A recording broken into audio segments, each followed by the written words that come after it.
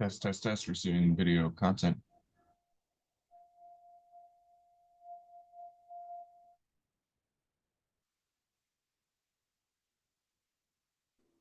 Okay. Thanks, man. Yep, sorry, I had to turn this microphone down. It's really loud.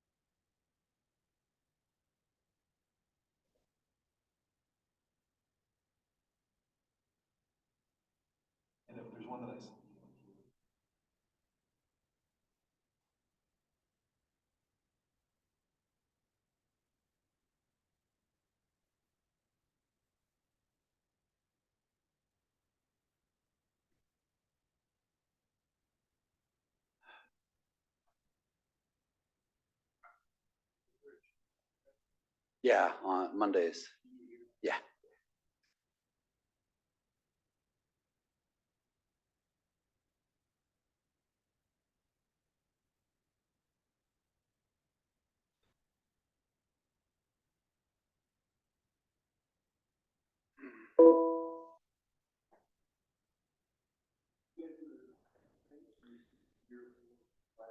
Yeah, I have mixed feelings.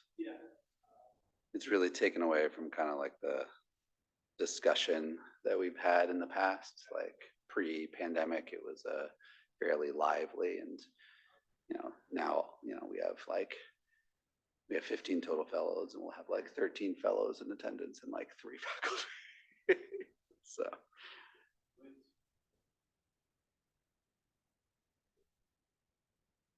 yeah, yeah, yeah, yeah, yeah, yeah. I mean, I remember giving it at Lowry, and yeah, and there was a decent, there was a decent amount of people there. So yeah, we're struggling about how to deal with it because we don't want to you don't want to take away the convenience, and but at the same, yeah, you have all the Denver health people now are like, it's just not worth it. I was like, but you used to come. So, cool. Yeah, sounds good. Launch, Anna. Are you going to these?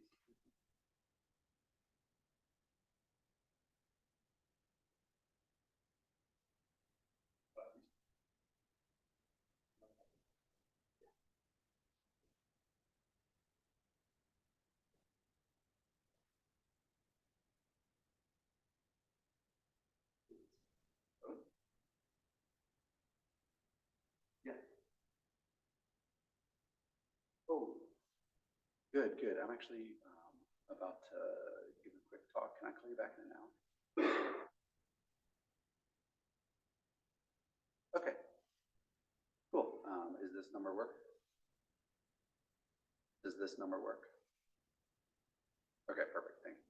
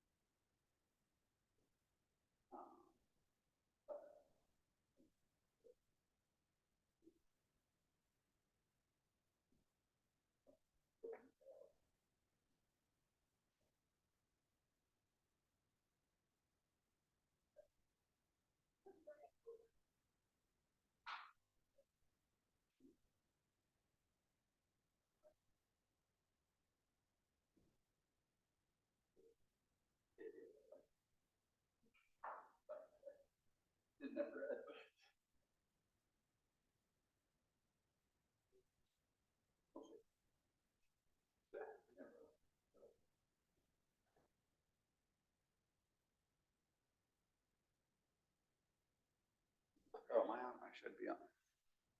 Was I logged on to Zoom here? I should probably, right? Or else no one can see anything.